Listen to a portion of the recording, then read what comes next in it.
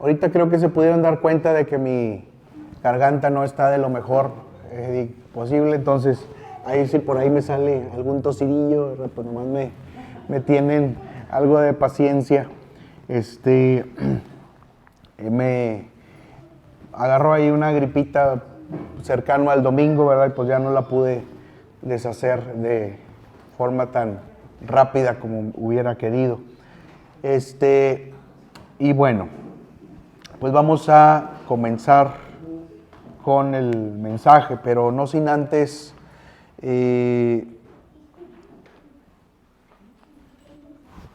abrir nuestras Biblias en Primera de Corintios, capítulo 2,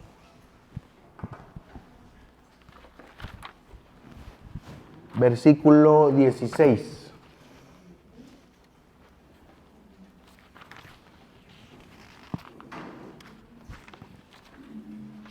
Lo voy a leer yo. Ustedes nada más me siguen con la vista, porque está ligeramente diferente el pasaje que voy a leer, pero está muy comprensible, entonces nada más síganlo con la vista. Vamos a reflexionarlo, vamos a meditarlo y vamos a ir poniéndonos en la actitud correcta para que el Señor nos hable en esta mañana por medio de su palabra y descubrir qué es lo que nos tiene el Señor que decir para nuestro propio provecho, para nuestra propia edificación. Muy bien, dice Primera de Corintios 2, 16. Vamos a leerlo. Porque ¿quién conoció la mente del Señor para que pueda instruirle? Mas nosotros tenemos la mente de Cristo. Amén. Vamos a orar para poner en manos del Señor este momento. Señor, te damos gracias en este tiempo en el que vamos a escudriñar tu palabra, Señor. Permite que seamos como aquellos creyentes de Berea, Señor, que escudriñaban la Escritura para ver si estas cosas eran así. Así dice la Escritura, Señor, cuando Pablo les fue a predicar a los de Berea.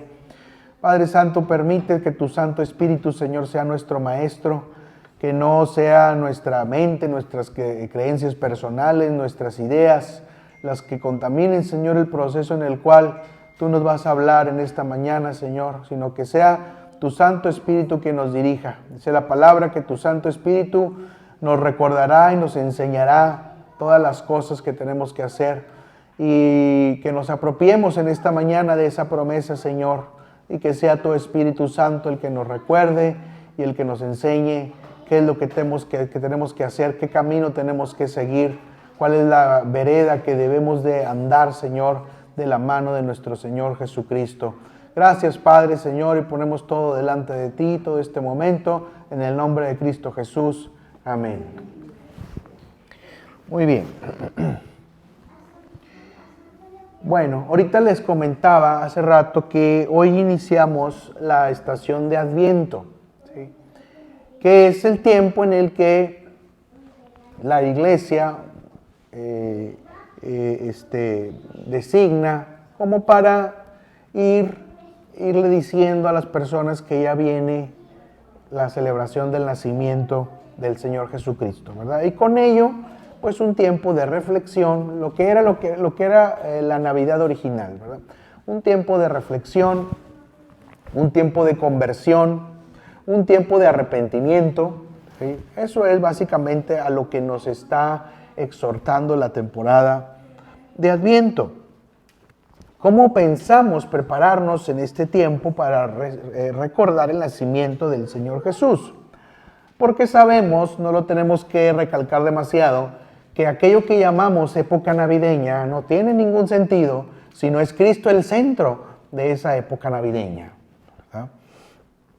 No tiene caso hacer una Navidad donde el centro es Santa Claus, ¿verdad? O el centro es Rodolfo el Reno, ¿verdad? O el centro es el duende, ¿verdad?, de Santa Claus que le ayuda a hacer los juguetes. No tiene caso. Es el Señor Jesucristo el centro de la época navideña. Entonces, este es un tiempo pertinente para hacernos la siguiente pregunta. ¿Tenemos la mente de Cristo? ¿Cree usted que tiene la mente de Cristo?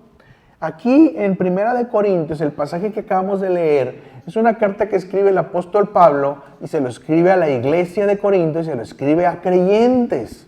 ¿Sí? Y Pablo dice, más nosotros tenemos la mente de Cristo. ¿Sí? O sea, entonces es categórico. Está haciendo Pablo una afirmación, no está haciendo una sugerencia. Pero bueno, antes de ir más adentrándonos, vamos a ver un poquito de definiciones. ¿Qué es la mente? Ya ve que a mí me gusta mucho decir definiciones, no sé si es un delirio así de profesor, ¿verdad? O de alguna forma, ¿verdad? Termino iniciando con definiciones para un mejor entendimiento. Pero vamos a explorar qué es la mente. Y siempre, al menos al principio, me voy al diccionario simple, ¿verdad? De la Real Academia Española, que define mente de la siguiente manera. La mente es potencia intelectual del alma. Designio, pensamiento, propósito, voluntad. Conjunto de actividades y procesos psíquicos, conscientes e inconscientes, especialmente de carácter cognitivo. Eso, así define mente el diccionario de la Real Academia. Pero, ¿qué es ahora la mente en el pasaje que acabamos de leer cuando el apóstol Pablo afirma que tenemos la mente de Cristo? La palabra mente es la traducción de una palabra griega en el original que es nous. Y que esa palabra griega significa lo siguiente: intelecto, pensamiento, sentimiento, voluntad, entendimiento, pensar. ¿Sí? Entonces, cuando hablamos del concepto de mente, estamos hablando de un concepto que engloba de forma conjunta la voluntad, el pensamiento, el sentimiento, el entendimiento. ¿Sí? Pudiéramos equiparar el concepto de mente al concepto de corazón, también en la Biblia. Porque la palabra corazón en la Biblia también designa la totalidad de los pensamientos, de las emociones y de la voluntad. Cuando dice la palabra guárdalas en tu corazón, ¿sí? Es que la palabra cubra tu pensamiento, tus emociones y tu voluntad. Entonces, corazón es un término análogo al de mente, según como lo está refiriendo aquí el apóstol Pablo. Entonces, ¿cómo pudiéramos decir que es la mente de Cristo? Y entonces este mensaje, sermón, se va a tratar de ver algunas características que designan la mente del Señor Jesucristo. Porque dice el apóstol Pablo, mas nosotros tenemos la mente de Cristo. Entonces, ¿cómo es la mente de Cristo? Para poder decir o evaluar qué tan cerca estoy de ese modelo que Cristo me pone y que me invita a seguir. Y vamos a ver la primera característica de la mente de Cristo, que es la siguiente: resignación. ¿Sí? Y vamos a leer Lucas, capítulo 22, versículo 42.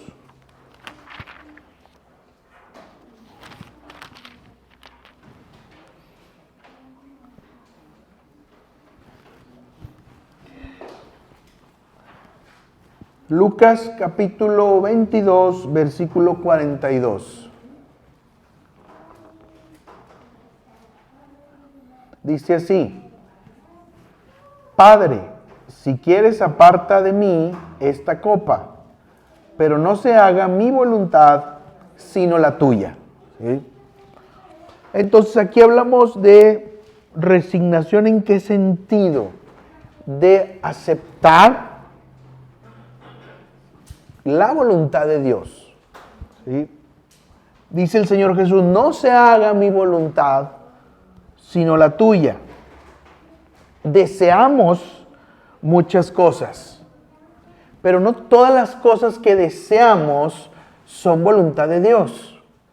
A veces estamos mal educados en cuanto a la cuestión de la oración, porque pedimos lo que deseamos, ¿sí? Y no siempre todo eso que deseamos es voluntad de Dios, ¿sí? Y cuando Dios no hace la voluntad de aquello que deseamos, entonces caemos en crisis. Y si caemos en crisis es que no tenemos resignación a la voluntad de Dios. Muchos ven la palabra resignación muy asociada con la mediocridad. Ya te resignaste a tener nomás ese trabajo. Ya te resignaste, ¿verdad?, a tener nada más esa casa, ¿verdad? Ya te resignaste nomás a tener ese auto, ¿verdad? Y entonces está asociado con la mediocridad, ¿sí? Pero finalmente no es así necesariamente, ¿sí? La resignación es una característica que nos ayuda a conocer que nosotros no tenemos el control del 100% de las cosas que nos suceden.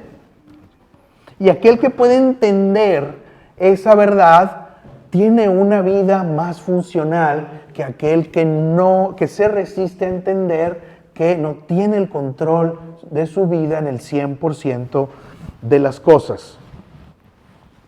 Resignación viene siendo la conformidad, dije conformidad, no conformismo, conformidad en contentamiento por haber renunciado al propio interés, al propio deseo, pero tener la dicha de que se está bajo la voluntad de Dios.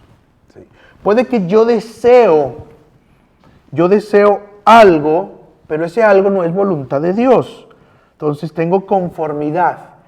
Pero cuando, aparte de tener conformidad, tengo contentamiento, estoy satisfecho porque fue el Señor el que habló y el que dijo y el que ahora obedezco, ¿sí? Eso es algo que llena de contentamiento, de estar en sintonía con la voluntad soberana de Dios. No es una experiencia que nos lleve a la amargura, ¿sí?, al berrinche, ¿sí? Porque hoy en día, como se están educando las nuevas generaciones, se están educando, por ejemplo, con la idea de que si no obtienes lo que quieres, haz una pataleta, un berrinche, un desmán ahí y pronto se te concederá.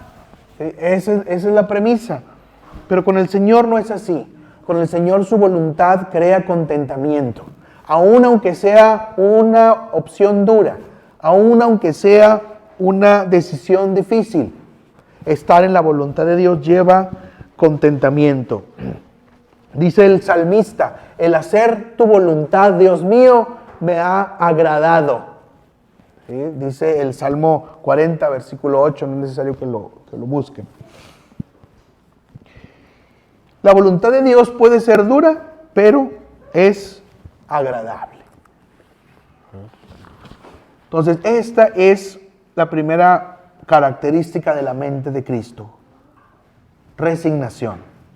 La segunda característica es consagración. Todavía no vayan al pasaje, ahorita les comento.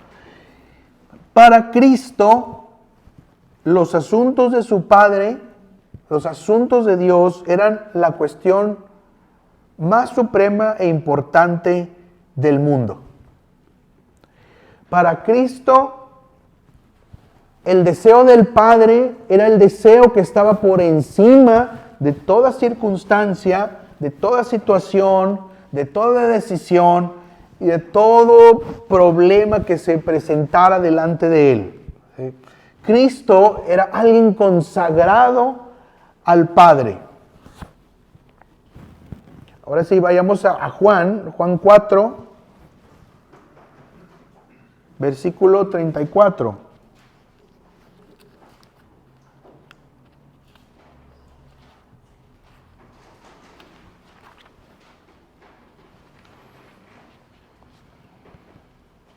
Dice así, vean lo que dice. Juan 4, versículo 34. Jesús les dijo, mi alimento es hacer la voluntad del que me envió y llevar a cabo su obra. Hacer la voluntad del Padre era para Cristo un alimento. ¿De qué nos alimentamos? ¿De qué te alimentas tú? Hacer la voluntad de Dios es un alimento porque no solamente se requiere conocer y aceptar la voluntad de Dios, muy frecuentemente incluye hacer la voluntad de Dios. Y ese es el alimento, esa es la consagración. Hacer la voluntad del Padre. Mi alimento es hacer la voluntad del que me envió y llevar a cabo su obra. ¿Sí? Entonces la consagración implica que yo no estoy donde estoy porque yo estoy llevando a cabo mi obra. Estoy donde estoy porque Dios me ha puesto en ese lugar, sea cual sea, para hacer la obra del Señor. Porque mi alimento es hacer la voluntad del Padre. Y busco la voluntad del Padre. Ahí eso es la consagración. Entonces, cuando hablamos de mente, acuérdense siempre de que mente implica también la voluntad. Ahí en el conjunto del que hablábamos, pensamiento, emociones, voluntad. La mente implica voluntad. Estamos acostumbrados a ver el término de mente solamente cuestión del pensamiento. Ay, ¿qué pasa por tu mente? ¿Qué pasa por tu cabeza? Sí, o sea, ¿qué cosas estás pensando? ¿Qué cosas te estarán pasando por la mente? No, hombre, qué bárbaro. ¿Sí?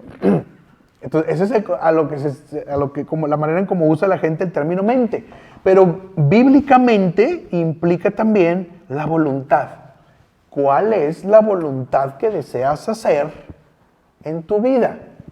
¿Cuál es la voluntad que el Señor te tiene como propósito para tu vida y que espera que la realices? Entonces, bueno, volvemos a preguntar, ¿tenemos la mente de Cristo? Sí, pero acuérdense que el apóstol Pablo no lo dijo preguntando, dijo, mas nosotros tenemos la mente de Cristo. ¿Sí? Entonces, ¿usted tiene el Espíritu Santo? Esta sí es pregunta. ¿Tiene el Espíritu Santo? Amén. Entonces, tiene la mente de Cristo. Entonces, ¿tenemos la mente de Cristo? No voy a decir, no, diga con fe, con confianza, tengo la mente de Cristo, que Él haga su obra en mí.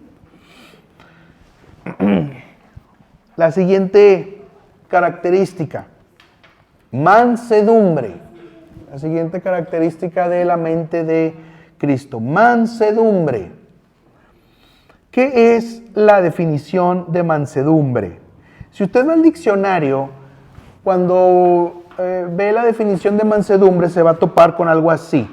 Calidad de manso, docilidad y suavidad que se muestra en el carácter o se manifiesta en el trato. Esa es mansedumbre. La palabra mansedumbre es una característica que también causa mucho conflicto en la gente. Porque la gente tiene asociado la palabra mansedumbre con dejarse pisotear, ¿verdad? ¿Sí? Y también cuando se le dice a alguien, cuando viene alguien enojado, oh, me hicieron, oh, no, hombre, vas a ver con quién se está metiendo, y no, tranquilo, acuérdate que el Señor Jesús tiene mansedumbre, ¿verdad? Sí, es que, y Él era manso, pero es que yo soy manso, pero no menso, ¿verdad? Sí, y así, y con esa frase, pero lo peor es que con esa frase, esas personas tienden a justificarse de que están bien reaccionando como reaccionan. ¿Sí? Entonces, soy manso pero no menso y ya, santo remedio, ¿verdad? Ya, dale vuelo a tu enojo y a tu coraje y a lo que tú quieras, porque eres manso pero no menso, ¿verdad? no es el caso, ¿verdad? No debemos de utilizar estas frases para acomodarnos, ¿sí? Y finalmente darle la vuelta a una responsabilidad que tenemos con la mente de Cristo, que es la mansedumbre. ¿Que es difícil? Pues sí es difícil, ¿sí? Pero es una característica de la mente de Cristo. El mismo Señor Jesucristo se describe como manso y humilde de corazón en Mateo 11:29. Ahora sí acompáñenme, ¿verdad? Mateo 11:29, ya lo hemos visto, pero digo, no está de más.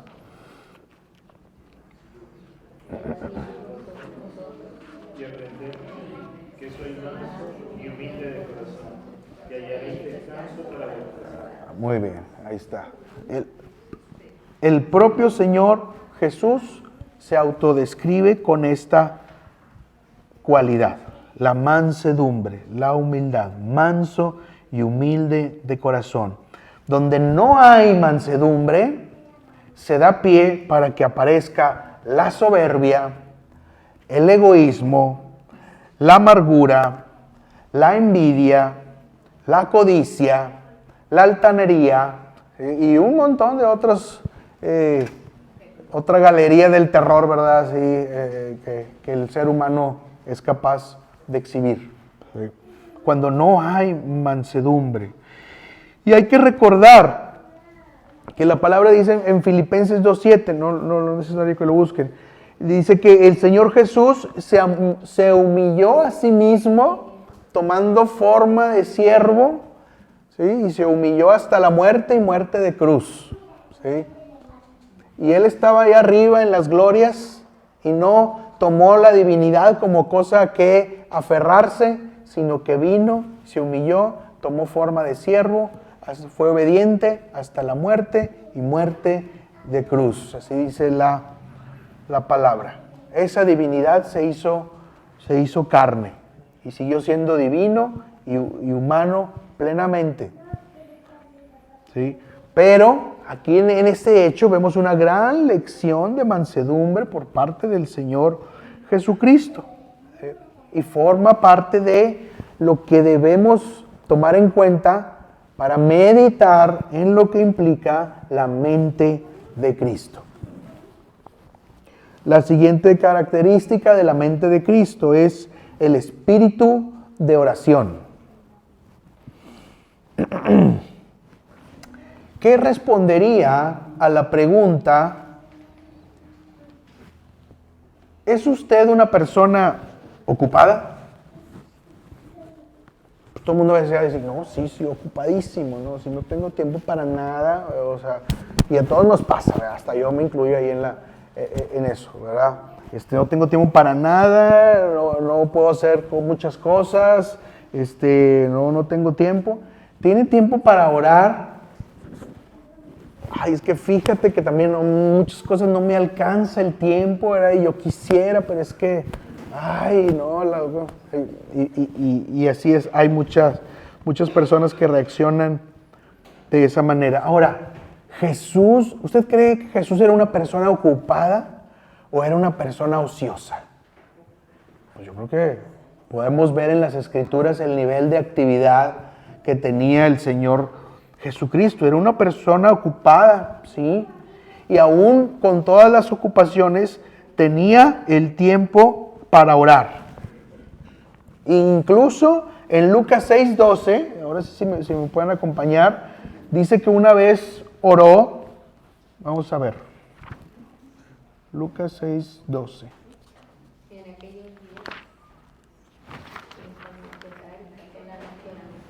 Exactamente. Dice, aconteció en aquellos días que él salió al monte a orar y pasó la noche entera en oración a Dios. Exactamente. La noche entera.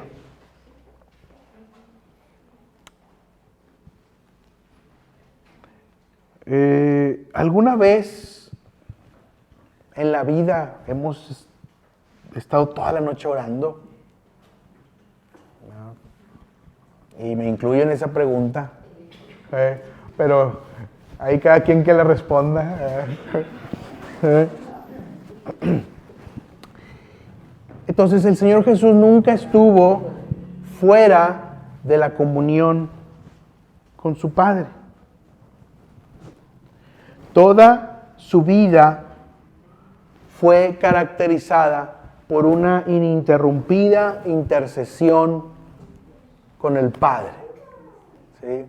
Y la oración, incluso hasta decía que la expulsión de ciertos demonios, esto no sale sino con oración y ayuno, ¿verdad? ¿Sí? Entonces la oración forma parte de la mente de Cristo. Si estamos fallando en algo, pues pidámosle perdón al Señor y que el Señor nos guíe, y que el Señor nos restablezca, y que el Señor nos vivifique en una vida de oración más fructífera. Digo, no es necesario, ¿verdad?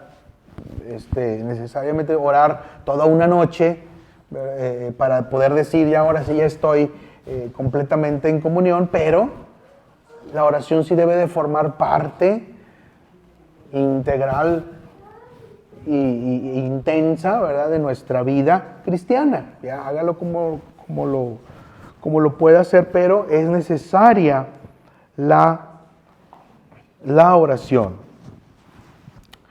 Muy bien. Siguiente característica de la mente de Cristo: simpatía. Ya vimos resignación, consagración, mansedumbre, espíritu de oración y simpatía. ¿Sí? Vaya ahí grabándoselas o si quiere anotar o algo. Muy bien, simpatía.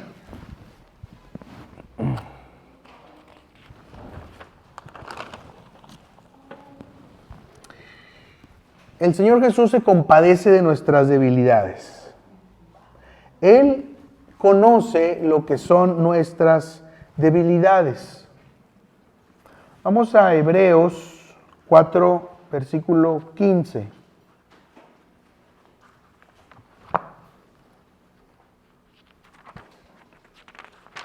Hebreos 4, 15.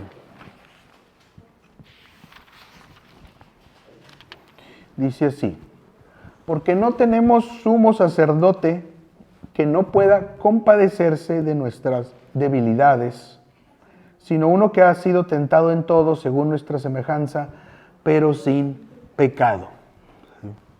Simpatía aquí implica alguien que puede identificarse con el sufrimiento del otro. No tomar el lugar del otro en el sentido de yo me voy a ser responsable de tus cosas que hagas mal, no. Pero sí tener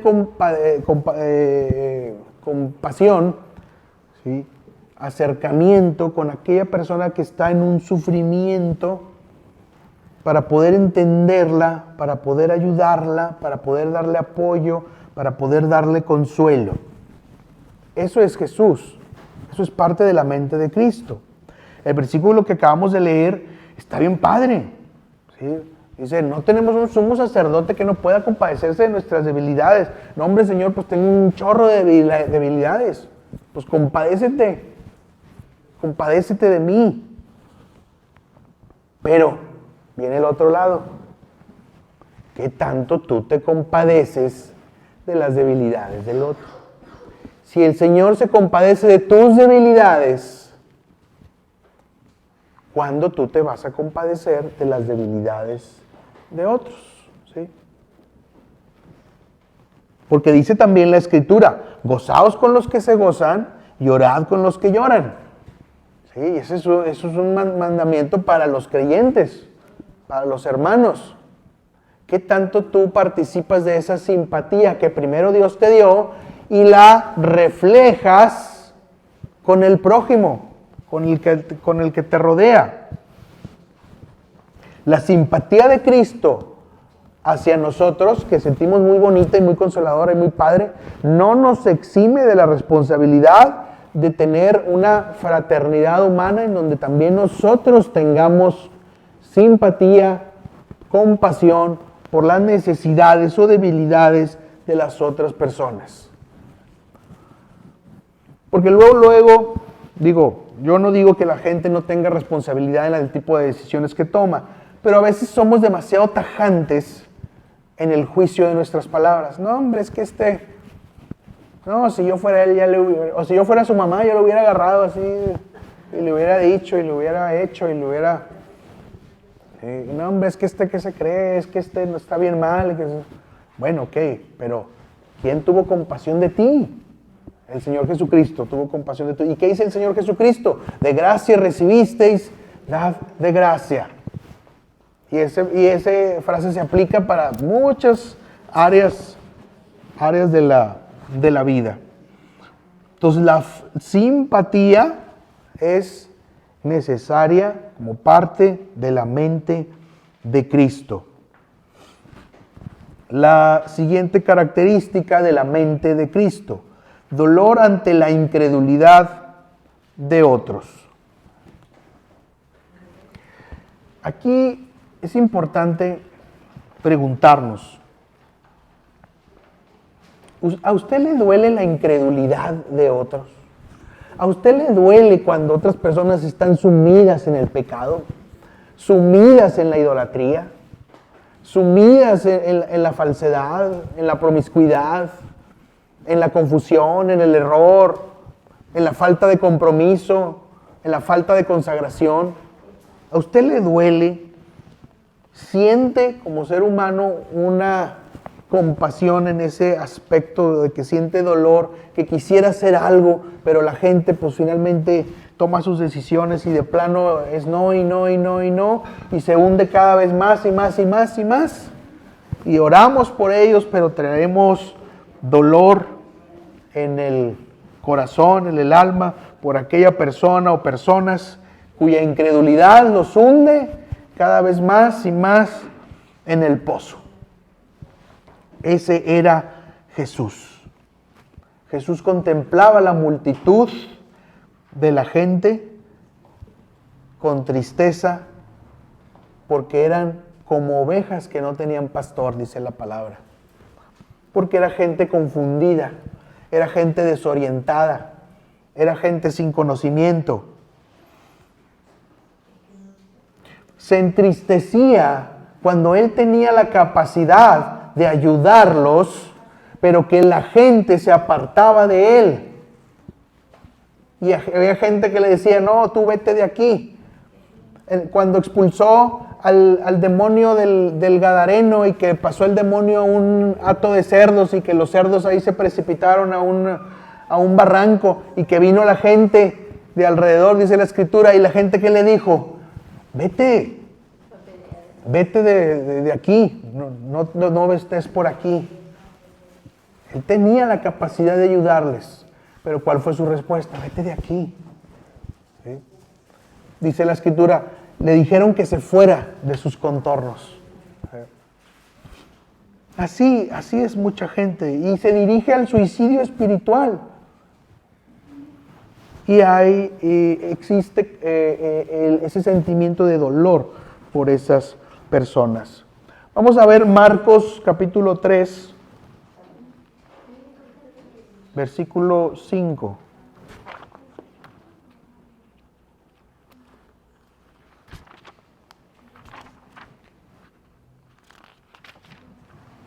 Marcos 3, 5. Dice así: y después de echarles una mirada alrededor con ira, entristecido por la dureza de sus corazones, le dijo al hombre, extiende tu mano, y él la extendió, y la mano le quedó restablecida. Este es un pasaje donde sana a alguien con una mano que estaba mal, una mano seca, dice ahí la Escritura, pero resulta que era un día de reposo. Y los fariseos, los judíos decían, no puedes hacer nada en día de reposo, no puedes sanar a nadie porque es día de reposo. Y así lo entendían los judíos. ¿Sí? ¿Y cuál fue la reacción de Jesús? Primero con ira, luego con tristeza. ¿Por qué? Por la dureza de sus corazones. Y hay algo bien interesante en este pasaje, que no es tan sencillo verlo, pero Primeramente es el hecho de que la ira va atemperada por la tristeza. Pero hay otra cosa más interesante. El verbo que describe en el griego original que estaba Jesús airado es un verbo que implica que sucedió en un momento nada más. Y el verbo que está describiendo que Jesús estaba entristecido es un verbo que implica un estado constante de tristeza. O sea, solamente un momento tuvo ira y después pasó a un momento constante de tristeza. ¿Sí? O sea, que la ira no lo dominó, sino que fue la tristeza lo que le causó el dolor de ver la dureza de los corazones. Recuerda aquellos pasajes que dicen, un momento dura tu ira, pero tu misericordia es para siempre. ¿Sí? Entonces, el Señor Jesús se duele ante la incredulidad de otros y esta característica es parte de la mente de Cristo.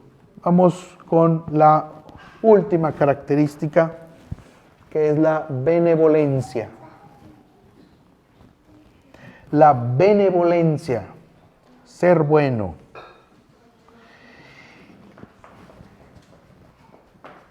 El Señor Jesús, su gran propósito de su vida fue mostrar bondad y dar ayuda. Tampoco esta característica debe verse de forma aislada, de que el Señor Jesús no le molestaba nada, ¿sí? Y que a Él no le molestaba el pecado. Claro que le molestaba el pecado, claro que le dolía el pecado, lo acabamos de ver, ¿sí? Pero también era benévolo, tenía benevolencia, era bondadoso, deseaba ayudar, pero a nadie le iba a torcer, le iba a hacer manito de puerco, ¿verdad? Para que se dejara ser ayudado, ¿verdad? ¿Sí? Obviamente las personas tenían que ir a Él. Por eso dice, venid a mí los que estáis trabajados y cargados. Yo no los voy a ir a traer y haciéndoles manita de puerco, vengan y para que sean sanados. No, vengan a mí. Porque soy manso y humilde de corazón, etcétera, etcétera. Lo vimos hace un momento. Y ahora, la bondad de Jesús no era meramente filantropía. Tenemos que diferenciar esto, ¿sí?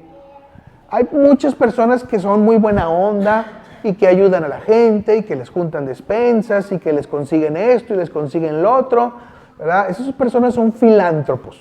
Ok, muy bien, ¿verdad? Está bien, está perfecto. Pero los hijos de Dios, los cristianos, vamos más allá de la filantropía, ¿sí? ¿Sí? Por ejemplo, cuando hacemos nuestra actividad esta de los atunes, ¿verdad? No lo hacemos porque somos el DIF, porque somos filantrópicos y solamente queremos la bondad y hasta ahí. No, es porque primeramente estamos obedeciendo un mandato del Señor Jesús. Estamos tratando de mostrar el camino del Señor Jesús. Estamos compartiendo algo del Evangelio que aquella persona que lo lee y le pone atención y lo recibe, va a tener como consecuencia la salvación de su alma, ¿sí?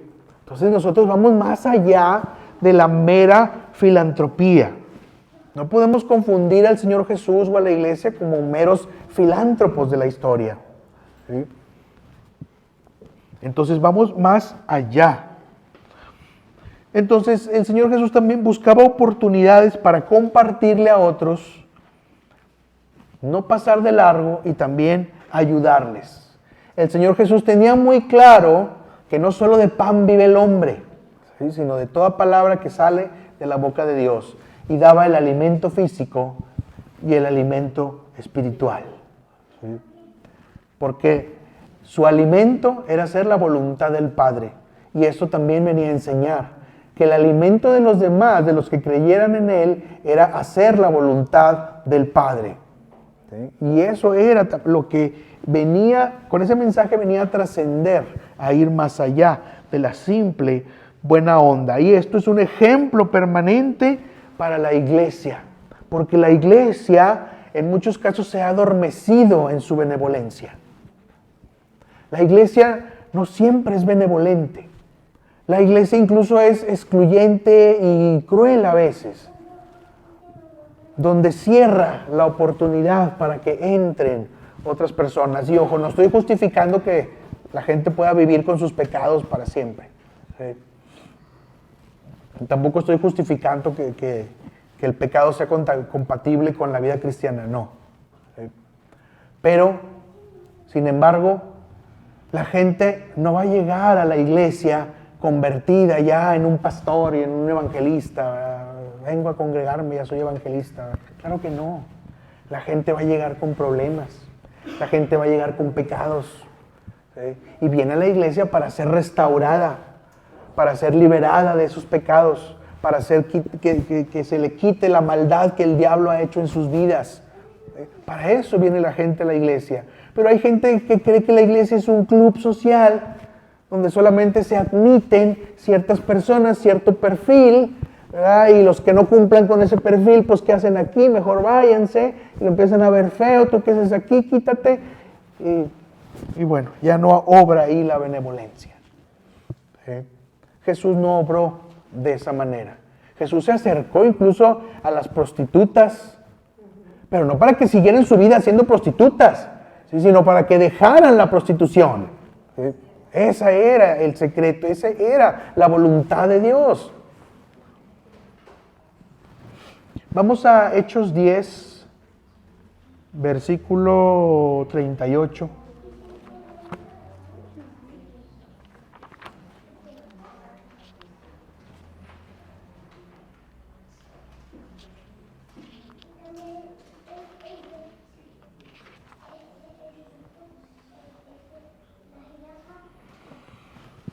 Dice así, Hechos 10, 38. ¿Cómo ungió Dios con el Espíritu Santo y con poder a Jesús de Nazaret? Y cómo éste pasó haciendo el bien y sanando a todos los oprimidos por el diablo, porque Dios estaba con él. Para eso vino el Señor Jesús. Parte de su benevolencia era deshacer las obras del diablo. Y las obras del diablo están identificadas en el pecado. En la soberbia, en la avaricia, en la idolatría, en la hechicería, en la homosexualidad, en el adulterio, en la fornicación. Esas son las obras del diablo. Para eso vino el Señor Jesús, para deshacer las obras del diablo. Vino para liberar a todos los oprimidos por el diablo. Pero tuvo que abrirles las puertas para que conocieran su mensaje y fueran transformados. Y eso era el nivel más alto de benevolencia que podía expresar con la gente, con los pecadores. Porque él mismo dice, no vine a buscar a los sanos, sino a los enfermos. Porque los enfermos tienen necesidad de médico, los sanos no tienen necesidad de médico. ¿Sí? Esa es la cuestión. Entonces vamos a hacer el repaso, a ver si me acuerdo. Resignación, consagración, mansedumbre, espíritu de oración, simpatía, dolor ante la incredulidad de otros, benevolencia. Todas estas características, ¿sí?, en su perfecto equilibrio, forman la mente de Cristo. Dice el apóstol Pablo, mas nosotros tenemos la mente de Cristo. Una vez más lo repito.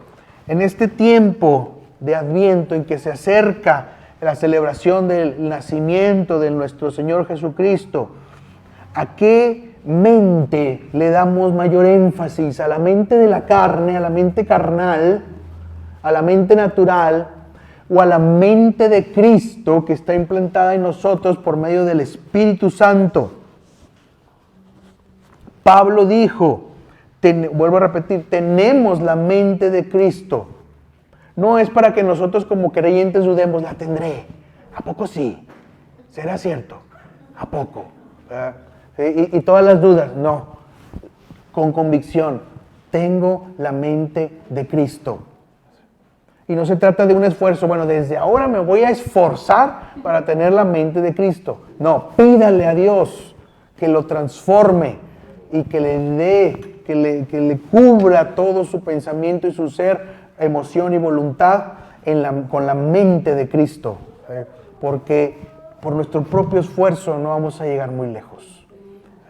Es el Señor el que tiene que trabajar, pero tenemos que abrirle nuestro corazón, nuestro entendimiento, nuestra voluntad. Vamos a ponernos de pie, hermanos, para orar.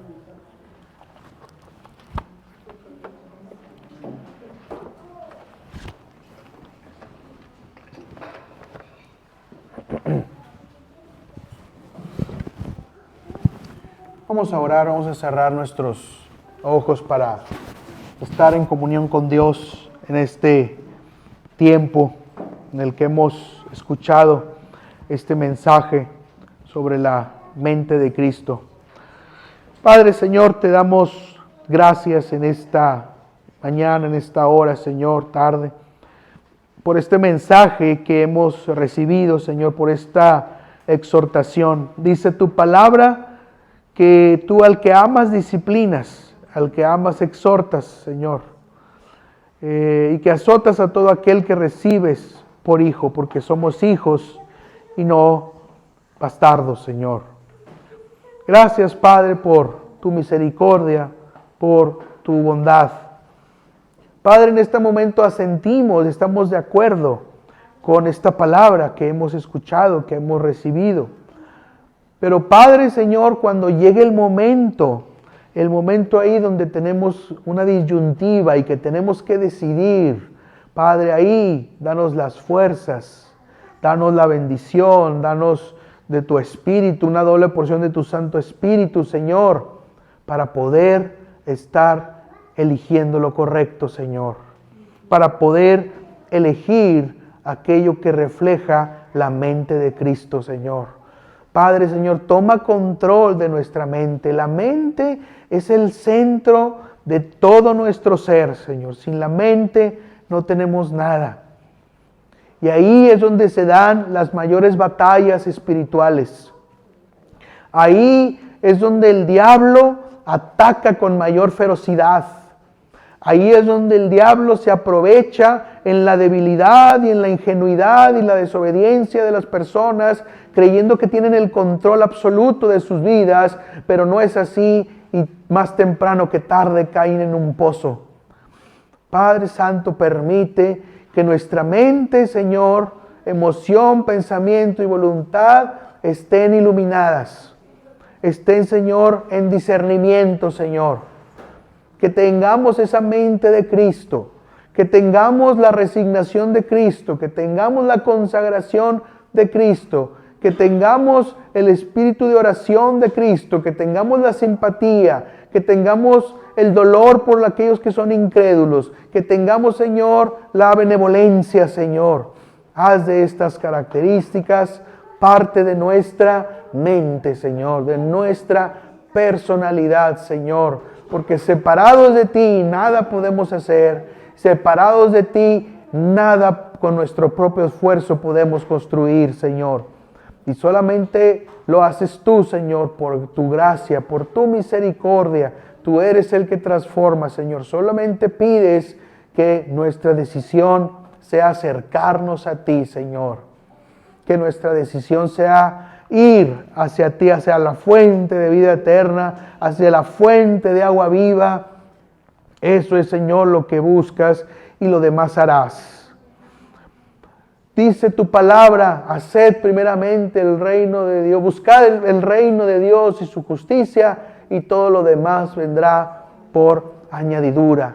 Buscad, busquemos, que no nos cansemos de buscar el reino de Dios, que no le demos pie a la amargura, a la soberbia, a la envidia, que no le demos pie al pecado, a la maledicencia, Señor, que no le demos pie a lo que no te agrada, Señor, que busquemos y no nos cansemos de buscar, porque todo lo demás vendrá por añadidura, Señor. En este momento, Señor, pongo a la iglesia delante de ti, Señor, en este altar espiritual, Pongo a estas familias, Señor, delante de ti, Señor, en el nombre de Jesús, para que en este tiempo de Adviento, Señor, y de Navidad, la mente de Cristo esté presente en ellos más que nunca, Señor, y que sean luz, Señor, a las naciones, que sean luz al prójimo, Señor, y que sean sal de la tierra, Señor,